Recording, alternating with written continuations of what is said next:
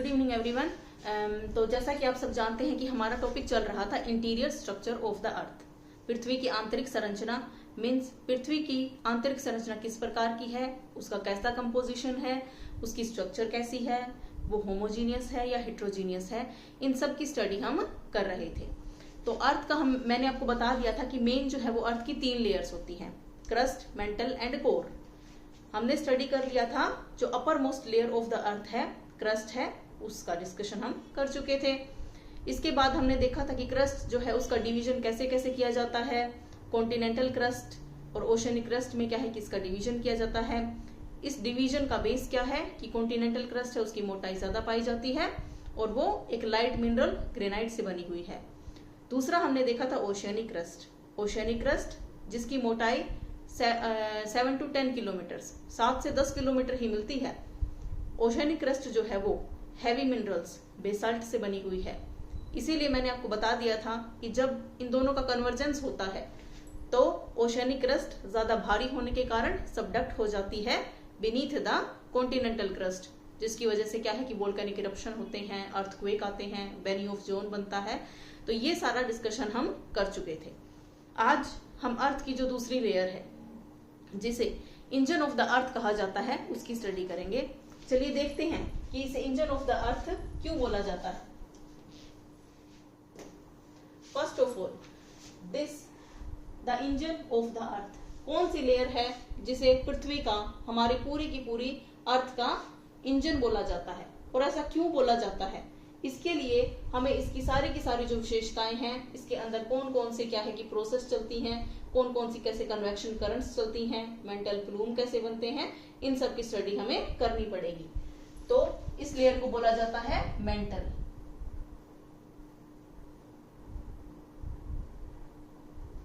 Mental layer is the engine of the earth.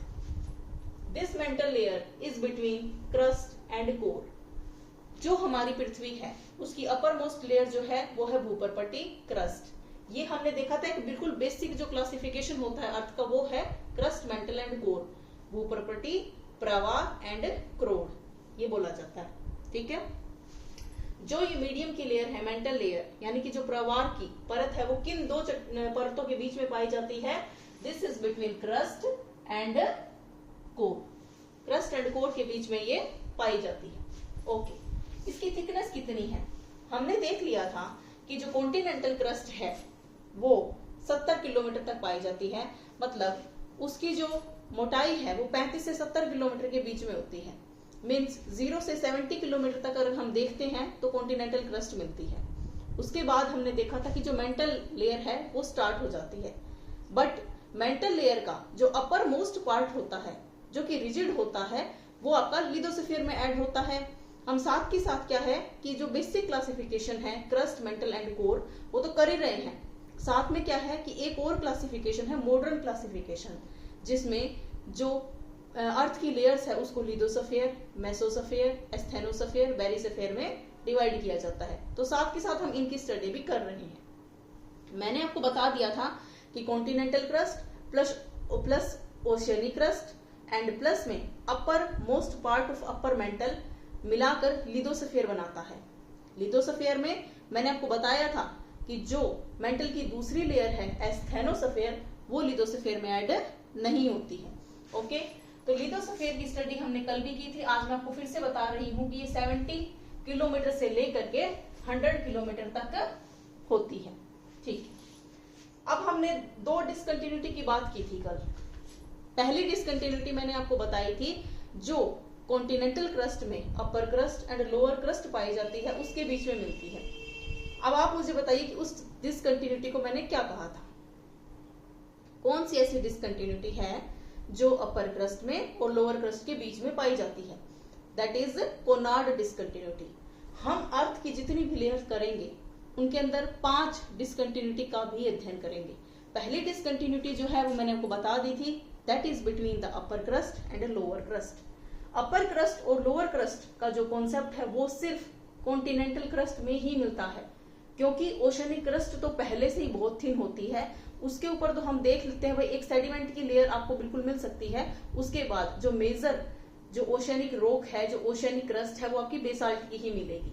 Continental crust के हमने देख लिए थे, 3 डिवीजन कर दिए थे हमने। सबसे पहले क्या है कि सेडिमेंट्री रॉक्स थी, 10 to 20 किलोमीटर तक थी। उसके बाद में क्या है, आपकी ग्रेनाइट की चट्टानें आई थी जो कि 10 to 20 किलोमीटर तक थी। मेन जो आई थी वो थी बेसाल्ट की रॉक जो कि 40 किलोमीटर तक डीप थी, उसे कॉन्टिनेंटल क्रस्ट बोला गया था। मेजर क्या है कि 2 ही प्रकार की चट्टानें जो है वो कॉन्टिनेंटल क्रस्ट में पाई जाती हैं। पहली है ग्रेनाइट जो कि 10 to 30 किलोमीटर तक मिलती है, और उसके नीचे मिलती है 20 to 40 किलोमीटर तक मिलती है बेसाल्ट। तो अपर क्रस्ट एंड लोअर क्रस्ट हो गया है। अपर क्रस्ट और लोअर क्रस्ट के बीच में एक डिसकंटिन्यूटी थी जिसे हमने कोनार्ड डिसकंटिन्यूटी बोला था। ठीक है, ये आपका पॉइंट जो है वो मैंने सारे कल क्लियर कर दिए थे।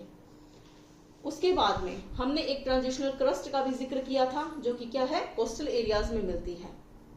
किस किस के बीच में मिलती है ये, जो कॉन्टिनेंटल क्रस्ट है और ओशियनिक क्रस्ट है उसके बीच में एक ट्रांजिशन जोन मिलता है जिसे कि ट्रांजिशनल क्रस्ट के नाम से भी जाना जाता है, क्योंकि वहां पर ट्रांजिशन मिलता है। ट्रांजिशन का क्या मतलब होता है, ट्रांजिशन का मतलब होता है संक्रमण, मतलब उसकी वो जिन 2 चीजों के बीच में वो पाया जा रहा है उन दोनों की विशेषताओं को अपने अंदर समाहित कर लेता है। ऐसा जो जोन होता है उसे ट्रांजिशन जोन बोला जाता है। धीरे धीरे कॉन्टिनेंट्स जो है वो खत्म हो रहे हैं, धीरे धीरे उस ट्रांजिशन जोन के अंदर कॉन्टिनेंटल क्रस्ट समाप्त हो रही है और ओशियनिक क्रस्ट जो है वो बढ़ती जा रही है। मतलब ओशियनिक क्रस्ट स्टार्ट हो गई है और कॉन्टिनेंटल क्रस्ट खत्म हो रही है। तो जो ऐसा जोन बीच में बनता है जिसके अंदर कॉन्टिनेंटल शेल्फ, कॉन्टिनेंटल स्लोप को शामिल किया जाता है, ऐसे जोन को हमने ट्रांजिशनल क्रस्ट की कैटेगरी में डाला था। ये सब हमने कल स्टडी कर लिया था। मेंटल जो लेयर है वो एक डिसकंटिन्यूटी से शुरू होती है। मतलब क्रस्ट और मेंटल के बीच में जो एक डिसकंटिन्यूटी पाई जाती है उसे कौन सी डिसकंटिन्यूटी बोला जाता है, दैट इज मोहो डिसकंटिन्यूटी। तो सबसे पहले हमें यहां पर लिखना है कि जो है क्रस्ट और मेंटल के बीच में जो डिसकंटिन्यूटी मिलती है उसे मोहो डिसकंटिन्यूटी बोला जाता है। यहां मैंने लिथोस्फीयर लिख रखा है क्योंकि जो मेंटल है उसकी शुरुआत हो चुकी है, कहां से, 70 किलोमीटर से। बट जो अपर most part of upper mental है जो कि रिजिड है वो लिथोस्फीयर में ऐड होता है। मींस मेंटल की बिगिनिंग यहां से हो चुकी है। मैंने कहा है कि मैं आपको जो बेसिक क्लासिफिकेशन है क्रस्ट, मेंटल एंड कोर वो भी करवा रही हूं साथ में जो मॉडर्न क्लासिफिकेशन है जिसमें हमने लिथोस्फीयर जो है वो पढ़ लिया है। एस्थेनोस्फीयर का कल मैंने आपको जो मतलब थोड़े बहुत पॉइंट्स हैं वो बता दिए थे। आज हम मेसोस्फीयर के बारे में और बेरिस्फीयर के बारे में डिस्कस करेंगे। ओके, सबसे पहले देखिए जो लिथोस्फीयर है उसमें जो अपर मोस्ट पार्ट है ऑफ अपर मेंटल जो कि रिजिड है वो शामिल होता है। ठीक है, मतलब इसमें एस्थेनोस्फीयर ऐड नहीं होता है। और अगर कहीं पर क्वेश्चन आता है कि क्या एस्थेनोस्फीयर में लिथोस्फीयर ऐड होता है, नहीं, लिथोस्फीयर के अंदर मेंटल का भाग आता है बट एस्थेनोस्फीयर नहीं आता है। उसके अंदर अपर मेंटल का जो अपर मोस्ट पार्ट है जो कि रिजिड है वो आता है। ध्यान रखिएगा, क्वेश्चंस जो है वो इसी तरीके से क्या है कि ट्रैप क्वेश्चंस पूछे जाते हैं और वहीं पर क्या है कि बच्चा कंफ्यूज हो जाता है। तो आपको कंफ्यूज नहीं होना है बिल्कुल भी। आपको ये देखना है कि यहां से 70 किलोमीटर से मेंटल की लेयर जो है वो शुरू हो गई है, बट मेंटल का जो अपर मोस्ट पार्ट है जो कि रिजिड है वो आपका लिथोस्फीयर में ऐड होता है, क्योंकि हम मॉडर्न क्लासिफिकेशन और बेसिक क्लासिफिकेशन है वो साथ में लेके चल रहे हैं। Okay, second layer is the asthenosphere layer. Asthenosphere दुर्बलता मंडल जिसे कहते हैं, मीन्स जो भी ओशियनिक और कॉन्टिनेंटल क्रस्टल जो प्लेट्स हैं वो मूव कर रही हैं। हमने देखा है कि इसी मूवमेंट की वजह से वोल्केनिक इरप्शन होते हैं, इसी मूवमेंट की वजह से फोल्ड का निर्माण होता है, फोल्ड माउंटेन्स बनते हैं, अर्थक्वेक आते हैं। तो ये सारी घटनाएं जो हो रही हैं वो प्लेट्स की मूवमेंट की वजह से ही हो रही हैं। अब ये जो प्लेट्स हैं ये पाई कहाँ जाती हैं, ये प्लेट्स इस एस्थेनोस्फीयर के ऊपर ही पाई जाती हैं। मीन्स एस्थेनोस्फीयर के ऊपर जो प्लेट पाई जाती हैं उन्हीं प्लेट्स के ऊपर क्या है कि कॉन्टिनेंट और ओशियन जो है वो बने हुए हैं। ठीक है, एस्थेनोस्फीयर की क्या क्या विशेषताएं कल हमने डिस्कस की थी। देखिए, एस्थेनोस्फीयर जो है वो पूरी तरह से सॉलिड नहीं है, उसमें 1% लिक्विड पार्ट भी आता है और 99% जो है वो उसका सॉलिड पार्ट है। ठीक है, ये क्या है कि एस्थेनोस्फीयर हमें सॉलिड जैसा दिखता है, दिखेगा हमें सॉलिड जैसा ही, बट इसका जो नेचर होगा वो प्लास्टिक जैसा होगा। ये प्लास्टिक की तरह व्यवहार करता है। इसमें जो है कुछ पार्ट जो है 99% ये सॉलिड है और 1% ये लिक्विड है। ठीक है, इसे दुर्बलता मंडल बोला जाता है। ये 100 से 350 किलोमीटर 100 to 350 किलोमीटर के बीच में ये लेयर जो है वो पाई जाती है। अब मैंने यहाँ पे लिखा है LVC। What is the meaning of LVC? कल हमने डिस्कस कर लिया था LVC का क्या मतलब होता है। LVC मतलब लो वेलोसिटी जोन, मतलब जहां पर वेग कम हो जाता है। किसका वेग कम हो जाता है? बिल्कुल सही, सिस्मिक वेव्स का जो वेग है, जो स्पीड है वो कम हो जाती है। क्यों कम हो जाती है? क्योंकि सिस्मिक वेव्स एक प्रकार की नहीं होती हैं। सिस्मिक वेव्स अलग अलग प्रकार की होती हैं। वो प्राइमरी वेव्स भी होती हैं, सेकेंडरी वेव्स भी होती हैं जो कि बॉडी वेव्स की कैटेगरी में आती हैं। वो सरफेस वेव्स भी होती हैं जो सरफेस पर ही उत्पन्न होती हैं, बट सबसे ज्यादा डैमेज का कारण भी बनती हैं, जो कि एल वेव्स होती हैं, रैले वेव्स हैं, उसके अंदर लॉन्ग वेव्स उसके अंदर आती हैं। यहाँ पर आकर के जो है सिस्मिक वेव्स की स्पीड कम हो जाती है। हमने डिस्कस किया था कि जो प्राइमरी वेव्स होती है वो सॉलिड, लिक्विड एंड गैस तीनों मीडियम में से क्रॉस कर सकती है, तीनों मीडियम में से वो पास हो सकती है, बट उनकी जो स्पीड है वो सॉलिड में सबसे ज्यादा होती है, लिक्विड में उससे कम होती है, और गैसियस जो मीडियम होता है उसमें सबसे कम होती है। यहाँ पे मैंने कहा कि ये 1% लिक्विड है, मतलब स्पीड कम होगी। यहाँ पर जो प्राइमरी वेव्स है उनकी स्पीड कम होगी, और उनकी स्पीड कम हुई, उसी से हमने साइंटिस्ट ने ये अंदाजा लगाया कि ये जो लेयर है इसमें कुछ ना कुछ पार्ट है वो लिक्विड है, क्योंकि सिस्मिक वेव्स की स्पीड कम होगी तो मतलब वो लिक्विड पार्ट में ही होगी। ठीक है, मतलब डेंस से अगर डेंसर में जा रहे हैं, मतलब कम घनत्व से अगर अधिक घनत्व में जा रहे हैं, तो सिस्मिक वेव्स की जो स्पीड है वो बढ़ती है। डेंस से डेंसर में जा रहे हैं, मतलब लिक्विड डेंस है बट सॉलिड क्या है, डेंसर है, तभी क्या है कि स्पीड बढ़ जाती है। यहाँ पर जो है वो सिस्मिक वेव्स, जो लिथोस्फीयर था, जो कि रिजिड पार्ट था ऑफ द अर्थ लेयर, उसमें स्पीड ज्यादा थी, बट इसमें क्या है कि स्पीड कम होगी, क्योंकि ये भाग जो है वो 1% लिक्विड है। ओके, अब देखिए जो आपका मेंटल है उसकी थिकनेस मीन्स वो कितनी मोटाई तक, कितनी जो है वो डेप्थ तक पाया जाता है, तो वो 2900 किलोमीटर तक पाया जाता है। बट आपको ये नहीं समझना है कि 2900 किलोमीटर तक सिर्फ एक ही लेयर मिलेगी, नहीं। 2900 किलोमीटर तक दो इसके मेन पार्ट्स भी मिलेंगे, अपर मेंटल एंड लोअर मेंटल। उसके बाद में क्या है कि इसके जो सब डिवीजन है वो भी आप देख सकते हैं, किए हुए हैं मैंने, वो भी हम देखेंगे। ठीक है, तो 2900 किलोमीटर की गहराई तक मेंटल की लेयर आपको मिलेगी। मीन्स इसमें वॉल्यूम का, अर्थ के वॉल्यूम का कितने परसेंट भाग है, 83% भाग जो है वो आ जाता है, और मास का जो है वो 67% भाग है वो आ जाता है। Means it is the biggest part of the अर्थ। ये जो हमारी पृथ्वी है उसका सबसे बड़ा भाग है। जो क्रस्ट हमने देखी वो तो एक सरफेस है जिसके ऊपर हम खड़े हुए हैं, वही तो है क्रस्ट। ओशियनिक क्रस्ट और कॉन्टिनेंटल क्रस्ट है।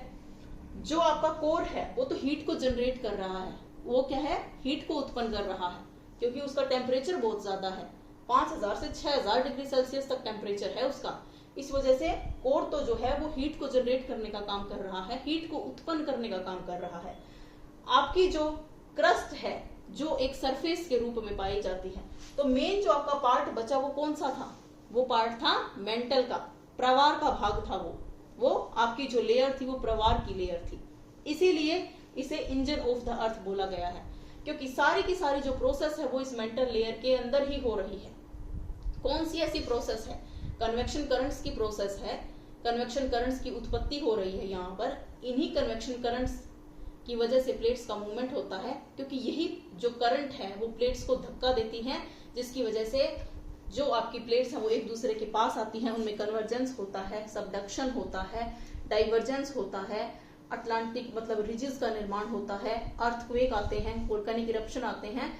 मतलब सब कुछ चीजें किस तरीके से रिलेट कर रही हैं आप देख सकते हैं। हमने पढ़ा था कि एक एंडोजेनेटिक फोर्स होता है, एक अंतर्जात बल होता है, that is generated from inside of the अर्थ, मतलब जिसकी उत्पत्ति पृथ्वी के आंतरिक भाग से हो रही है। क्यों हो रही है उसकी उत्पत्ति, क्योंकि टेम्परेचर बहुत ज्यादा है भाई।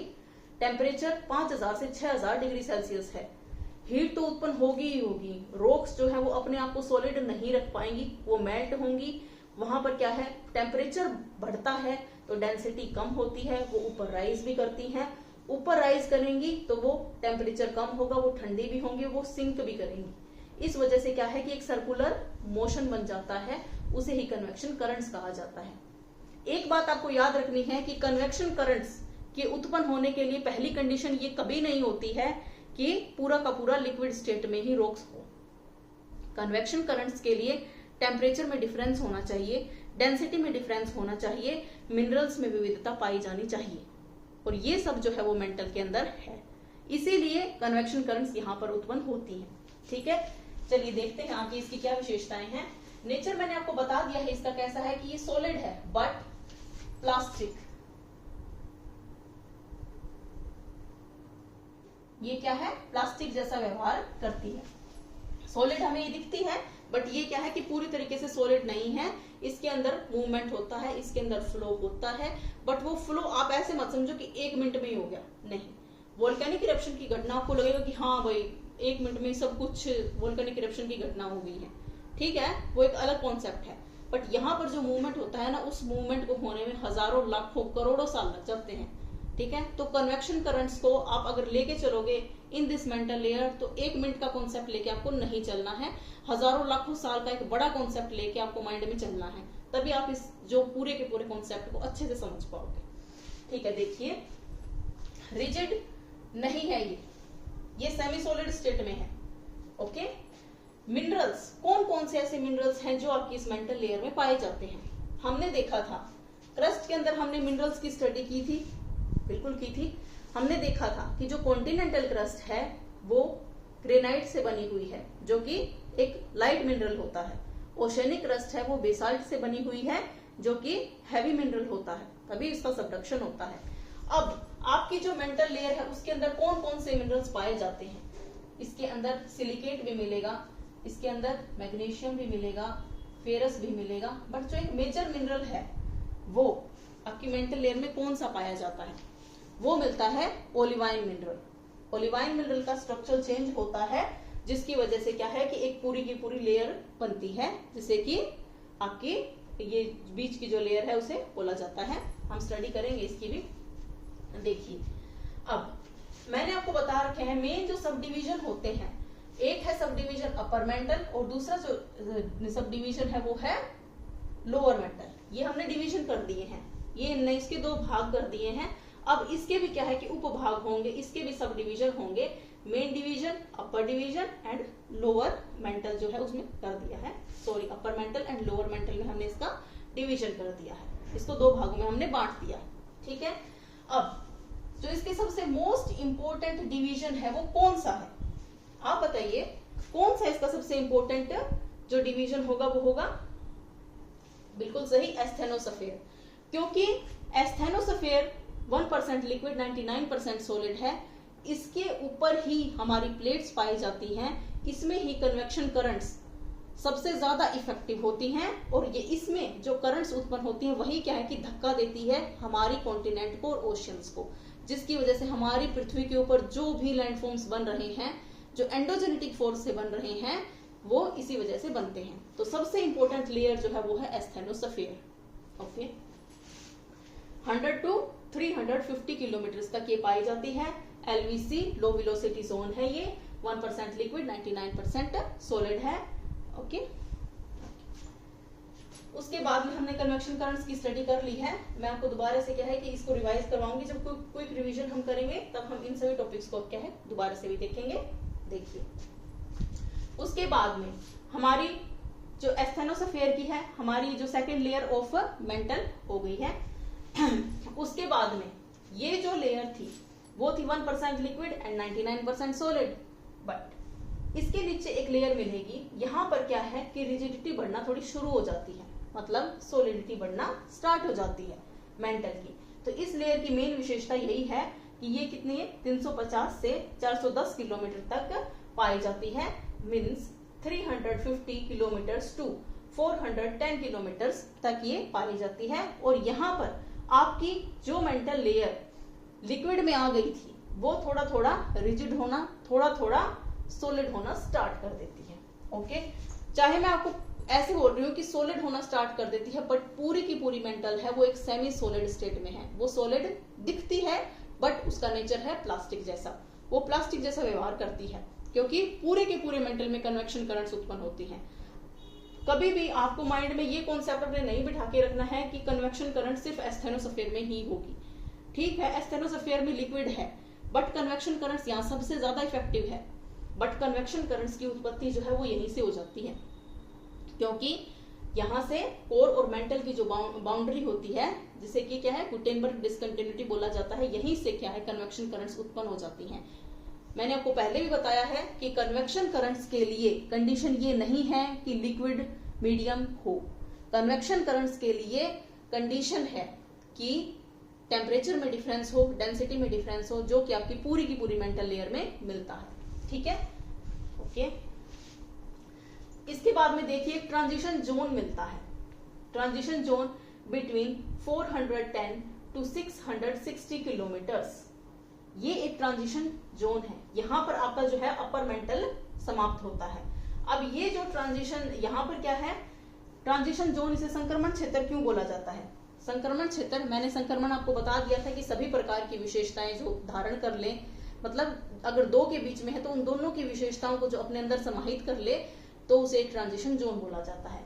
यहाँ पर क्या है कि ओलिवाइन जो मिनरल, जो मैंने आपको बताया है कि मेन मिनरल होता है आपके मेंटल लेयर के अंदर, उसमें क्या है कि स्ट्रक्चर चेंजेस होते हैं।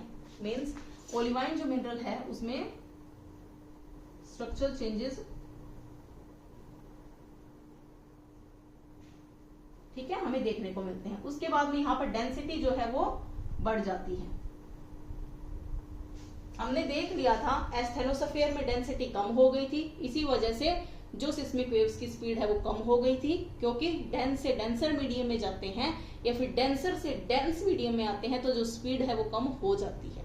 ठीक है, जब कम घनत्व से अधिक घनत्व वाले में जाएंगे, मींस जो पार्टिकल्स है वो एक दूसरे के बहुत क्लोज होंगे और उनके बीच में स्पेस जो है वो कम होगा।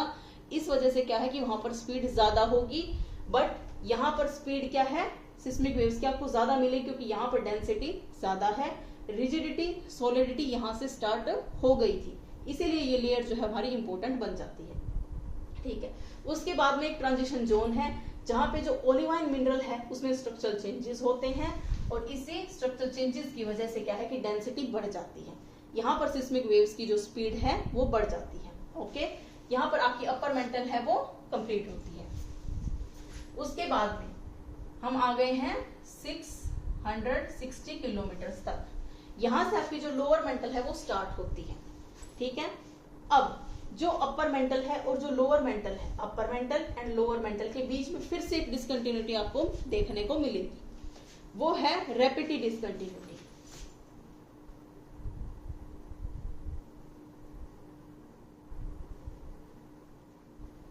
रैपिड डिसकंटिन्यूटी इसके बीच में आपको देखने को मिलती है। ठीक है, तो आपको याद रखना है कि मोहो डिसकंटिन्यूटी सबसे पहली आई थी Conrad discontinuity, that is between the upper crust and lower crust. उसके बाद में सेकंड नंबर पे आई Moho discontinuity, that is between the crust and mantle layer. Third आई है आपकी rapid discontinuity, this is between the upper mantle and lower mantle. Okay, यहां से आपका लोअर मेंटल है वो स्टार्ट हो गया है। देखिए यहां पर सॉलिडिटी शुरू हो चुकी थी, अब क्या है सॉलिड हो गया, मतलब दबाव ज्यादा से ज्यादा पड़ रहा है। किसी के ऊपर क्या है कि यहाँ पर जो प्रेशर था वो कम था, बट यहाँ पर प्रेशर ज्यादा होगा, क्योंकि इन लेयर्स का प्रेशर क्या है कि मतलब इस लेयर पर पड़ रहा है। जैसे जैसे क्या है कि कोर तक यानी कि सेंटर तक जाएंगे, वैसे वैसे प्रेशर जो है वो बहुत ज्यादा बढ़ जाएगा। ठीक है, तो प्रेशर इतना बढ़ जाएगा कि वो टेम्परेचर को भी मतलब डोमिनेट कर लेगा। देखेंगे कैसे होता है। देखिए प्रेशर बढ़ जाता है, यहाँ पर सॉलिडिटी बिल्कुल बढ़ जाती है, डेंसिटी क्या होगी बढ़ेगी, क्योंकि सॉलिडिटी बढ़ी मतलब रिजिडिटी बढ़ी, मतलब पार्टिकल्स एक दूसरे के और ज्यादा पास आ गए, मतलब उनके बीच में गैप नहीं था, इस वजह से क्या है कि डेंसिटी बढ़ गई। ठीक है, डेंसिटी जो है वो बढ़ेगी। अब आप मुझे बताइए कि यहाँ पर स्पीड के ऊपर क्या इफेक्ट पड़ेगा। स्पीड यानी कि जो सिस्मिक वेव्स हैं, primary waves and secondary waves, उनकी स्पीड के ऊपर यहाँ पर क्या फर्क पड़ेगा। स्पीड जो है वो बढ़ जाएगी क्योंकि डेंसिटी बढ़ रही है। तो यहाँ पर जो डेंसिटी है वो भी इंक्रीज होगी। तो ये एक ऐसा जोन मिलता है बीनीथ द ट्रांजिशन जोन, अपर जो लोअर मेंटल का सबसे अपर मोस्ट पार्ट है वहां पर ये मिलता है। यहाँ पर क्या है कि रैपिड डिस्कंटिन्यूटी से ये स्टार्ट होता है और जो डी लेयर है उस तक पाया जाता है। 660 से 2700 किलोमीटर तक इसकी गहराई मिलती है। सबसे पहले क्या है कि आपको जो भी लेयर करनी है आपको उसकी डेप्थ बतानी है। उसके बाद में वहां पर वो सॉलिड स्टेट में है, वो सेमी सॉलिड है या फिर वो लिक्विड है, उसके अंदर डेंसिटी कैसी है, उसके अंदर प्रेशर क्या है, कौन डोमिनेट कर रहा है, प्रेशर डोमिनेट कर रहा है या टेम्परेचर डोमिनेट कर रहा है, ये सब चीजें आपको पता होनी चाहिए। अगर उसके मतलब ऊपर या नीचे कोई भी डिसकंटिन्यूटी पाई जाती है तो उन सबको भी आप बताओगे। ठीक है, इस लेयर में प्रेशर इंक्रीज हुआ, सॉलिडिटी इंक्रीज हुई, डेंसिटी भी इंक्रीज हुई और साथ ही साथ आपका जो स्पीड है प्राइमरी वेव्स की और सेकेंडरी वेव्स की वो भी इंक्रीज हुई। ओके, उसके बाद में आपकी आती है डी लेयर। डी लेयर क्या है, मैंने यहां लिख रखा है कि पार्शियली मेल्टिंग पॉसिबल, मीन्स जैसी एस्थेनोस्फीयर की कुछ कुछ कंडीशन थी, पार्शियली मेल्टिंग उसके अंदर था, 1% उसका जो पार्ट है वो लिक्विड बन गया था, 99% वो सॉलिड था। वैसी ही कुछ कंडीशन फिर से आई। कौन सी थी वो कंडीशन और किस लेयर के अंदर थी? वो डी लेयर के अंदर थी। ठीक है, डी लेयर में वो काफी इरेगुलर है, हेट्रोजीनियस है, मीन्स होमोजीनियस नहीं है। उसके अंदर बहुत सारे मिनरल्स हैं, उसके अंदर निकल भी है, आयरन भी है, मैग्नीशियम भी है, सिलिकेट भी है, ओलिवाइन भी है। तो सारे मिनरल्स बहुत मिक्सअप हो गए हैं, हेट्रोजीनियस उसकी कैरेक्टरिस्टिक हो गई है। यहाँ पर टेम्परेचर जो है कैसा होगा? बिल्कुल ज्यादा होगा भाई, टेम्परेचर जो है यहाँ पर अधिक होगा। क्यों अधिक होगा? क्योंकि सबसे जो इनर लेयर है कोर, उसका टेम्परेचर बहुत हाई है, 5000 टू 6000 डिग्री सेल्सियस तक है। इसी वजह से क्या है कि ये हीट को जनरेट कर रहा है और इस लेयर में हीट प्रोवाइड कर रहा है। इसकी वजह से यहाँ पर इसका टेम्परेचर भी जो है वो बढ़ जाता है। इसी वजह से जो रॉक्स यहाँ पर पाई जाती है वो पार्शियली मेल्ट हो जाती है, वो मतलब थोड़ी बहुत क्या है कि वो पिघल जाती है। इसी वजह से जो टेम्परेचर बढ़ने की वजह से रॉक्स पिघली, मतलब डेंसिटी कम हुई। डेंसिटी कम हुई तो रॉक्स जो है वो मतलब ऊपर उठी। ऊपर उठकर क्या है कि जैसे जैसे वो ऊपर उठी वैसे वैसे टेम्परेचर कम हुआ और टेम्परेचर कम होने की वजह से वो हैवी हो गई और उसके बाद में दोबारा से वो सिंक की। दोबारा से कन्वेक्शन करंट का जो प्रोसेस है वो चला। यहीं से क्या है कि आपके मेंटल प्लूम उत्पन्न होते हैं। आई थिंक आपने इसकी कैरेक्टरिस्टिक अच्छे तरीके से समझ ली है कि जो डी लेयर है वो कौन सी डिसकंटिन्यूटी के ऊपर पाई जाती है? Gutenberg discontinuity. गुटेनबर्ग डिसकंटिन्यूटी जो है आपकी मेंटल और कोर के बीच में पाई जाती है। हम इसे, मैं आपको दोबारा से कह रही हूँ कि हम इसको दोबारा से करेंगे। मुझे पता है कि एकदम से मिक्स होंगी सारी की सारी चीजें, बट आपको क्या है कि layer by layer, step by step चलना है। जैसे मैं करवा रही हूँ वैसे ही आपको क्या है कि अपना मतलब ये पूरी इमेज बनानी है। डी लेयर है तो डी लेयर की कैरेक्टरिस्टिक आपको इसके अंदर ही लिखनी है। ठीक है, रीजन भी साथ में लिखना है कि यहाँ पर टेम्परेचर हाई हुआ तो वो क्यों हुआ? क्योंकि जो कोर है, जो मतलब मेन सोर्स है हीट का, वो तो इसके नीचे ही है। हीट तो वहां से जनरेट हो ही रही है और ये हीट क्या है कि इसको प्रोवाइड कर रही है आपकी डी लेयर को, जिसकी वजह से टेम्परेचर हाई बन रहा है, रॉक्स मेल्ट हो रही हैं, डेंसिटी कम हो रही है, जिसकी वजह से जो आपकी रॉक्स हैं, जो मतलब पार्शियली मेल्टेड रॉक्स हैं, वो आपकी ऊपर उठ रही हैं। ऊपर जैसे जैसे जा रही हैं वैसे वैसे टेम्परेचर कम हो रहा है, भारी हो रही हैं, हैवी हो रही हैं और नीचे सिंक कर रही हैं। कन्वेक्शन करंट का जो एक पूरा का पूरा प्रोसेस है वो आपका चल रहा है। ठीक है, अब देखिए ये जो डी लेयर है वो 2700 से 2900 किलोमीटर तक इसकी गहराई जो है वो पाई जाती है। 2900 किलोमीटर तक इसकी गहराई मिलती है। ठीक है, तो ये लेयर आपने देख ली है कि ये पार्शियली मेल्टिंग क्यों है। उसके बाद में आपकी जो मेंटल है वो यहाँ पर समाप्त होती है। यहाँ पर मैंने मेंटल प्लूम बताया है, वो क्या होते हैं, चलिए वो देखते हैं कि क्या होते हैं।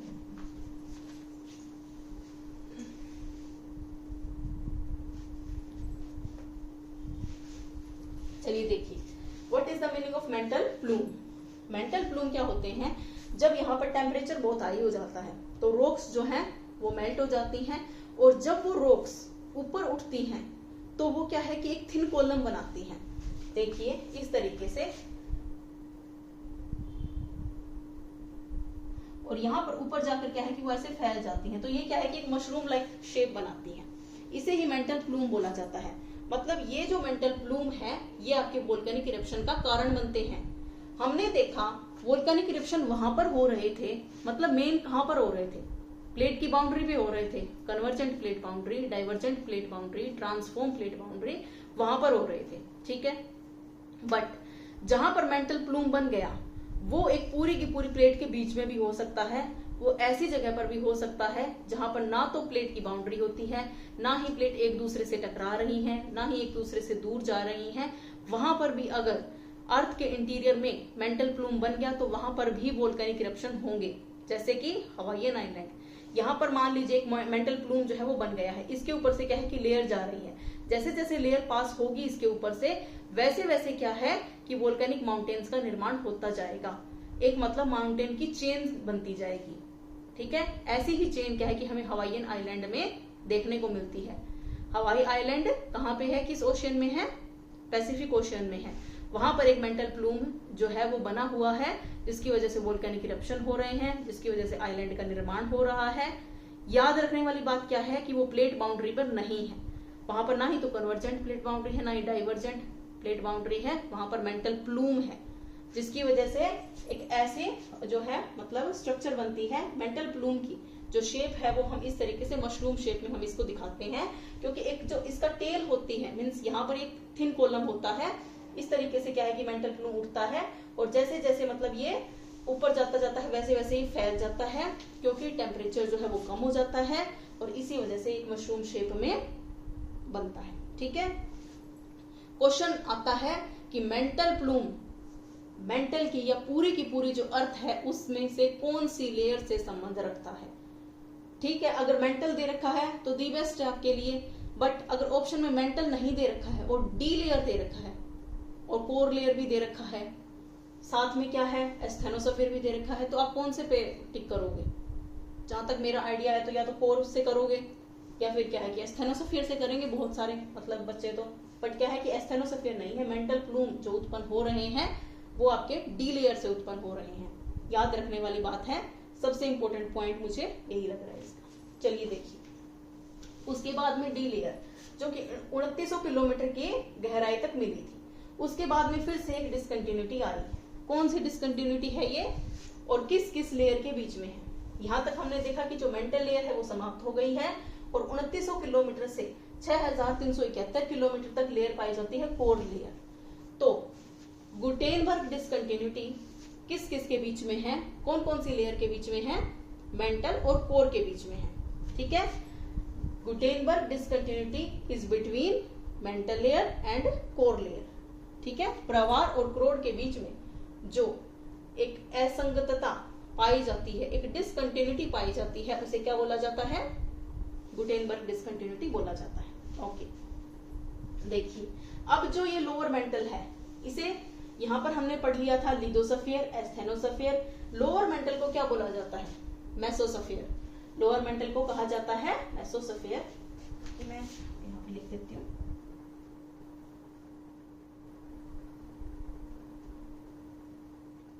ओके, इस डिसकंटिन्यूटी को क्या कहा जाता है? Gutenberg discontinuity.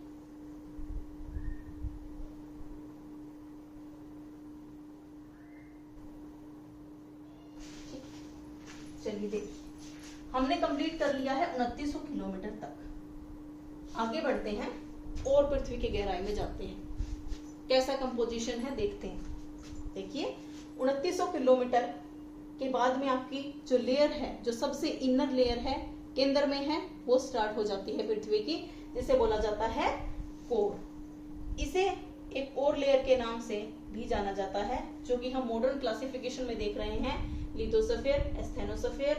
लोअर मेंटल को मैंने बोल दिया है मेसोस्फीयर। इसे क्या बोला जाता है? कोई बताएगा इसे क्या कहा जाता है? बेरिस्फीयर। बेरिस्फीयर बोला जाता है इस लेयर को। कोर जो लेयर है उसे क्या बोला जाता है? बेरिस्फीयर।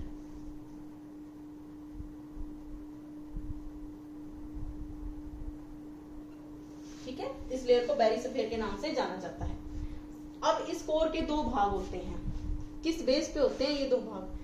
पहली होती है आउटर कोर और उसके नीचे आती है इनर कोर। आउटर कोर ऐसा नहीं है कि इसमें टेम्परेचर कम है या ज्यादा टेम्परेचर कम है, मतलब टेम्परेचर यहाँ पर बहुत ज्यादा है। यहाँ पर क्या है कि टेम्परेचर डोमिनेट करता है। टेम्परेचर डोमिनेट करेगा किसी भी जगह पे, आप मान लीजिए टेम्परेचर डोमिनेट करेगा, टेम्परेचर ज्यादा है, मैं कह रही हूँ कि टेम्परेचर डोमिनेट कर रहा है, तो रॉक्स है वो किस स्टेट में मिलेंगी आपको? सॉलिड मिलेंगी या लिक्विड मिलेंगी? नो डाउट लिक्विड मिलेंगी, टेम्परेचर ज्यादा है वहां पर और टेम्परेचर ही डोमिनेट कर रहा है, ठीक है। तो क्या है कि वो लिक्विड स्टेट में होगी, वो सॉलिड स्टेट में नहीं होगी, ओके। बट अगर इनर कोर की बात करते हैं तो वो आपका सॉलिड स्टेट में मिलता है, मतलब वहां पर टेम्परेचर डोमिनेट नहीं कर रहा है। वो अर्थ की सबसे इनर की लेयर है, वहां पर टेम्परेचर सबसे ज्यादा होना चाहिए, क्योंकि प्रीमोरिडियल हीट है पृथ्वी के अंदर। पृथ्वी के अंदर वो उष्मा है, जब वो मतलब पृथ्वी बन रही थी ना, तब उसके अंदर उष्मा इकट्ठी हुई थी, वो उष्मा उसके अंदर आज भी विद्यमान है। हमने देख लिया था कि पृथ्वी का निर्माण किस प्रकार से सोलर नेबुला से हुआ था। सोलर नेबुला मतलब सन से कोई चीज बनी है, तो ऐसा नहीं है कि उसका टेम्परेचर कम होगा, उसका टेम्परेचर बहुत ज्यादा होगा, 6000 डिग्री सेल्सियस तक उसका टेम्परेचर है। फिर भी हमें ये जो प्लेट है, ये जो लेयर है, वो हमें सॉलिड क्यों मिलती है? क्योंकि यहाँ पर टेम्परेचर डोमिनेट नहीं कर पाता है। इन सारी की सारी जो लेयर्स है उसका प्रेशर जो है वो इसके ऊपर है।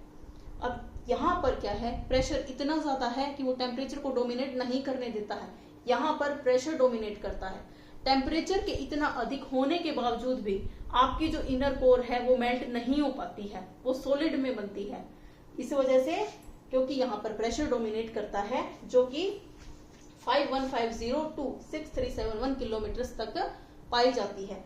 मेन जो आपको याद रखना है इसमें, यही याद रखना है कि जो इनर कोर है वो सॉलिड स्टेट में है और जो आउटर कोर है वो लिक्विड स्टेट में है, क्योंकि यहाँ पर सबसे ऊपर आउटर कोर में टेम्परेचर डोमिनेट कर रहा है, बट जो इनर कोर है उसके अंदर टेम्परेचर नहीं, प्रेशर डोमिनेट कर रहा है, इस वजह से वो सॉलिड बनी हुई है, ठीक है।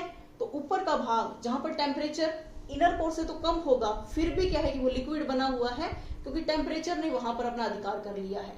टेम्परेचर कह रहे हैं कि मतलब उसकी वजह से, टेम्परेचर अधिक होने की वजह से रॉक्स मेल्ट हो गई हैं, बट इनर कोर वहां पर टेम्परेचर डोमिनेट नहीं कर पाया, क्योंकि सभी की सभी जो लेयर्स हैं उसका सबका प्रेशर आपकी इस इनर कोर के ऊपर था।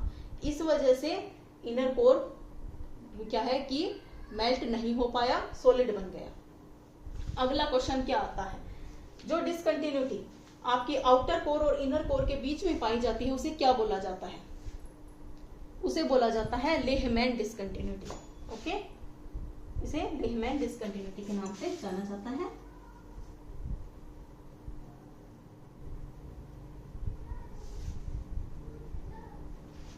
ओके